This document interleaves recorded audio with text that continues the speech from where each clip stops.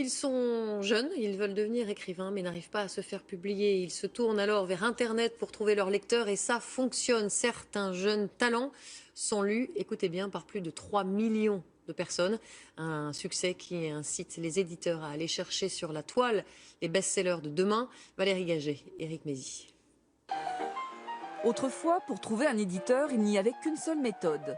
Photocopier son manuscrit et l'envoyer par la poste comme une bouteille à la mer. Aujourd'hui, les éditeurs ne boudent pas ce courrier, mais ils chassent aussi les nouveaux talents sur Internet. Florian Lafani est chargé du développement numérique chez Michel Lafon. Il passe beaucoup de temps sur les plateformes d'auto-édition. Des sites sur lesquels des auteurs en herbe proposent leurs textes gratuitement ou moyennant quelques euros. Il observe les titres des livres, les couvertures, les commentaires des internautes, à la recherche des plumes de demain.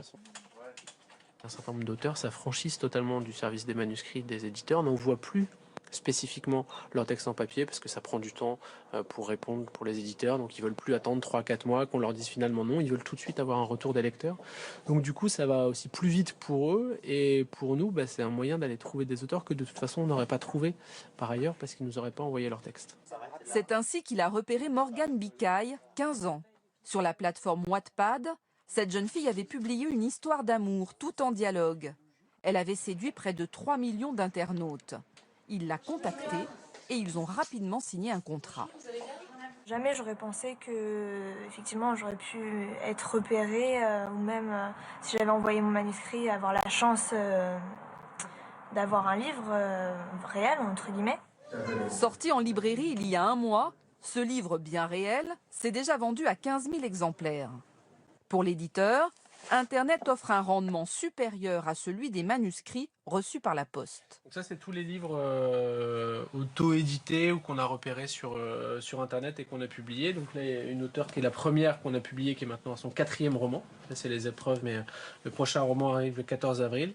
Et là, sinon ce sont les autres auteurs françaises qu'on a publiées depuis 3 ans. Donc 6 pépites trouvées sur Internet. Voilà, exactement. Amélie Antoine est l'une de ces pépites. Cette Lilloise de 31 ans qui écrit depuis toujours vit un rêve éveillé. Son premier roman, Fidèle au poste, vient de sortir en librairie. Et pour la toute première fois, elle vient le dédicacer au Salon du Livre de Paris.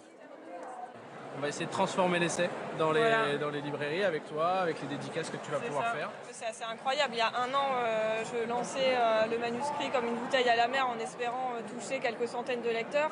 Depuis, il a été lu par 25 000 personnes. Il est sorti en librairie, il va sortir cet été aux États-Unis. Être là au Salon du Livre, j'en aurais jamais ne serait-ce que rêvé, ça c'est évident. Tous éditeurs confondus, une dizaine de livres auto-édités sur Internet seront publiés en version papier dans les prochains mois.